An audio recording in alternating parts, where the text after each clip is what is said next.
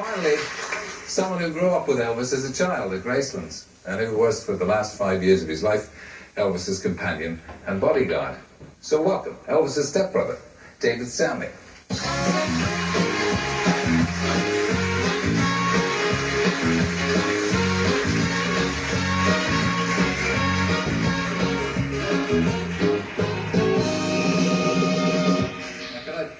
What's your reaction to impersonators like? I think it's interesting. I think he was very good, but I liked what he said when he said he leaves the stage and he's Big Jim. When he comes out and does his performance, he does an impersonation, and that's good. But to take it home with you, I think, is a little strange. You saw Elvis at Las Vegas yourself, didn't you, Susanna? Yes. I mean, obviously, we think Big Jim looks very like him. It sounds like him. I mean, was that the way he was on stage? Well, on stage, I think, I mean, Elvis is, how can I tell you Elvis? But I mean, when Elvis went on the stage in Vegas, it was a big thing. I mean, his first night, everybody was there. If you weren't on his first night, I mean, you weren't anybody. But also, when he did this kneel down business, and when he used to raise that cape. And what did the Colonel used to say? It was the cheapest light show in town, because, I mean, for 15 minutes, there'd just be a barrage of lights, wasn't it? Something incredible. And, I mean, you knew you were there, not just as anybody's show. I mean, EP was really big news, man. I mean, you call him EP? I just called him Elvis or Boss. Or Sir. But several of his friends called him EP. Yeah.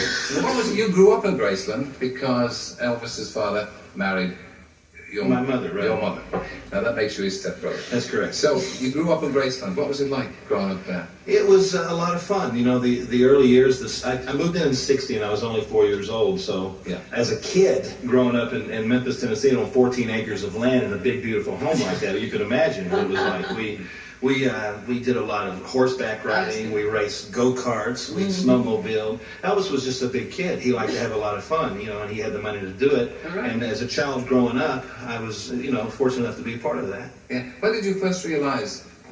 How old were you when you realized he was, in fact, Elvis Presley this simple? I realized it when I was about 6 or 7, but it really hit home when I was 15 in Las Vegas. As she was saying, everybody who was at the first concert, and fortunately enough, I was there as a family member. Elvis came out in '69 at the International Hilton Hotel, now the Hilton Hotel. When he walked out on that stage, I was 14 years old. I'd been a part of the pop culture. The Beatles had been over. I love the Beatles and Elvis Presley. He's my brother, but come on, is he going to come out here? Really heavy that now. Yeah, are you going to come out? Smart numbers to say EP was my brother. Oh wow! I mean, well, I like the name drop. Sure. But anyway, he walked out on stage. I'm 14 years old, and I'm up with Led Zeppelin, Crosby, Stills and Nash, the Beatles. Elvis comes out and just blows me away. That's right. Just incredible. The guy was in a class of his own. After the concert, I'm backstage and I'm talking to him, and I said, Elvis, wow, that's incredible. He said, hey, that's why they call me the king of rock and roll. That's right. He says, who else can do it? And I'm going, hey, this don't get too egotistic. He said, hey, I'm the king of rock and roll. So he can say it. And no argument. I didn't argue after that. He had his seal of approval for me for what it was worth. Yeah. You joined his entourage when you were very young. 1972. I was 16 years old. Now that must have been, if we can get to something a little bit more serious, that couldn't have been good for a boy that young, could it? It was good for me. Well, yeah, because you had a lot of fun. My mother was very upset. Son, please don't go. Please don't go. But Elvis could talk you into anything, right? Absolutely. It's quite extraordinary. Yeah. I mean, no. Oh, no. I bet I was absolutely quite shocked that out of all the leading men I'd ever starred opposite, or well, you didn't start with Elvis, I mean, you co-starred with Elvis as star, of course, but I mean, he never actually tried to pull me, chat me up. One day I said to him, yeah, I mean, don't you fancy her? And everybody said, listen, baby, I mean, I said, I know you're being faithful to Priscilla and all that sort of thing. He said, oh, no, baby, I mean, I respect you and Priscilla far too much for anything like that. I went, oh. I have to think about that one. I had to go away and think about that. And I was really serious. And I read in the paper the other day that, in fact, apparently he only slept with Priscilla once. So, I mean, I was pretty good. But you were there throughout the good times and the bad. For a young man as part of the entourage, because there were drugs, It got difficult. Elvis was one of the least drug takers. I mean, in the 60s when I was there, if you don't mind me going here, I mean, my goodness, I mean, Elvis really, I mean, no way. Well, anyway, 1970. What about in the 70s? In 1972, Elvis was very hot. His concerts were unbelievable throughout the States. Yeah. But in 1974 and 75, there was a slow decline physically. And because of his grueling schedule on tour, he got involved in medication prescribed by physicians. And he would take 1 or 2 to sleep, 1 or 2 to wake up, which was fine with a grueling schedule like Presley had. But because of a physician who felt that there was money to be made, instead of pulling back, he gave him more and more and more. Use went to abuse. And again, the physician didn't take the care or the time to say, Elvis, you need to back off, you need to slow down. Instead, more and more and more. And it's been written, this is no big surprise that Elvis got involved in heavy drugs. Some 5,000 pills prescribed 6 months before he died. Now, no one needs that type of medication, but here was a doctor who saw a gold mine and took advantage of it. And Elvis, who had become somewhat addicted, justified the fact that he was taking drugs by his name being on the bottle. He would catch me at that time. I was heavily involved in drugs. David, if you do that, you're off this hill. David, if I catch you ever do that again, I'm going to fire you. You'll never come around again. But yet, he could take it because justification was, this has been prescribed to me. Elvis was a victim of circumstance, and he had a little boy trust in doctors. Yes. Ultimately took his life. But he also believed that he had a very bad illness. Because he told me he had a very bad illness and that was covered by drugs. And maybe the doctors told him he had a very bad illness. I mean, I remember 10 years ago when he died, I spent 3 hours on all networks all over the thing. And I was convinced, mainly because he was convinced, that he had cancer of the colon. That is true. That is true. Elvis was in a tremendous amount of pain at the end of his life. And his schedule, you just can't imagine. You know, like most rock and rollers go out and do a show, off a week, off 2 days, off at least a day. Elvis was out every single night, 21-day tours, off a week, another 21-day tour. And it was physically wearing him down. And there is talk and proof now that Elvis had some colon cancer and was in a great deal of pain. And yet he would never slow down, and he would continue to push on, and because he loved to make people happy. That's right. I loved what you said about the smile on someone's face. It couldn't have been said better. And he loved to do that to the fans. He may not be able to give something physically to him, but he gave himself. Oh, yes. And the people, that voice. The voice and the smile was on the face, and that made Do you have any recollections of Gracelands? It must have been a horrific place. It was beautiful. But after he died. Beautiful, certainly, but after Elvis died, it must have been like a mausoleum, like a morgue. Well, at the funeral, when I was at the funeral, it was unbelievable to see the mass amount of people just gathered at the gates. Some 80,000 people came through the house in 2 hours because my stepfather thought it'd be good to open the gates of the Graceland Mansion so the people of Memphis could view their favorite son.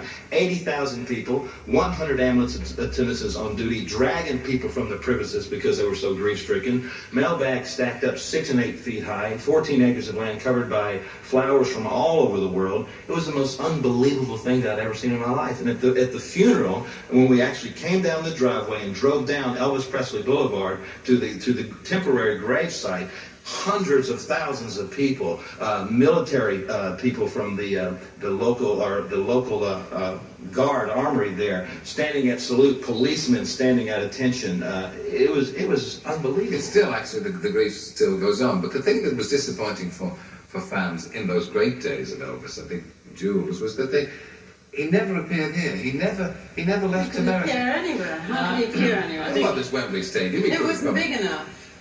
Well, yeah, I think they rumoured that he dropped in here on a military aeroplane in Scotland once in 1961 for a few fleeting moments, but it was unpublicised, and I was only 3, so. Also, you know, I mean, I think I don't know what you think of all of that. Because in some people's minds, Elvis has an image of. I think he wasn't just a showbiz man. He had a bit of rock and roll roots to him as well. I mean, would you say that? Yes. I mean, but at the end, he did appear to be a bit showbizy rather than Mr. Rock and Roll, didn't he? If you know what I mean. Well, that's true. But the main reason Elvis didn't come here was because of his management. Colonel Parker was a tremendous manager and did a good job, but he was an illegal alien in the States. And the simple fact is he could not get a passport. If he would have left the States, he would have been extradited. He would have been gone. But also, and he'd have gone in one place, he'd have had to have gone everywhere. Well, which would have been fine with Elvis. Many times I would sit down in Vegas and Elvis would look at management and say, let's go to Europe. Right. Tom Hewlett of Concerts West said, hey, we'll pack Wimbledon out for a week. That's right. You see, And plus, there was a fear. Elvis was a very paranoid person because he was afraid. He saw people hurt by their fans. He saw the Beatles come to America. You take the Beatles coming to the Americans and seeing the hysteria that took place and magnify that about 5 billion times, then you'd have Elvis in Europe. The fans would have went totally insane. Madonna, last night at the airport, there were 500. With Elvis, goodness, there could have been 500,000. That's right. Because I went he was to the Beatles opening in Los Angeles at the Hollywood Bowl, and I had to relay every detail to Elvis, which is in my book, folks, which is coming out. I have to quickly plug. You've got to be in to win. Have some more But juice. yes, Would you like it, Glenn? Have you got a book to plug to you, have you? Life with Elvis. Life Are you doing a book at the moment, Jules? I might be doing a book about, people that About us two. Elvis is dead, apparently, is he? Elvis will never be dead, of course, because he was never actually met hardly anybody. I was astounded how few people, when I lived in Hollywood, that he didn't actually know who he lived next door to. People like Steve McQueen, all sorts of people. And I was astounded. I'd say, what, you don't know Steve McQueen or whoever? And he'd say, no, baby, can you get... I said, sure, are you kidding? And I thought I was really cool. I'd be running around saying, hey, Elvis wants to meet you. And they'd go, oh, fantastic. You know, get all the gear together. And I couldn't believe that the man didn't know everybody. Do you know what was so special about his music? Was it just his timing, that he was in the right place at the right time? No, I think, well, at the beginning, he was the first person to take sort of black rhythm and blues and turn it into things that would be popular amongst lots of white teenagers. And he was the very first person really to do that, and that's what people have been doing ever since. And then afterwards, he chose a lot of good songs. I mean, he didn't sort of choose. I mean, he did In the Ghetto, he did Later, and songs and Suspicious Minds, which somebody's covered recently. He did choose. He was very careful with what he chose, and chose to perform. And he had good songwriters. I wish that he'd maybe it was Colonel Park, but I wish he'd made The show? better movies. You know, he was never really happy. At the beginning, he was happy with his films, but after 10 years, the repetition, the same old singing to everything from Dying Women to Dead Hound Dogs. I mean, Elvis is the same old SOS. He did actually have fabulous directors, don't forget. I mean, we once talked about, I said, you're so lucky you've actually been directed by a serious director. He said, what do you mean by that? I said, listen, the guy who made Casablanca directed you. I mean, serious directors, aren't you lucky? But what he needed was a serious part. Well, he wasn't alive to, as you know, of course. I've got a serious director here who's telling me to wind up, so I'll just thank you all for joining us. Thank you. Nice to see you.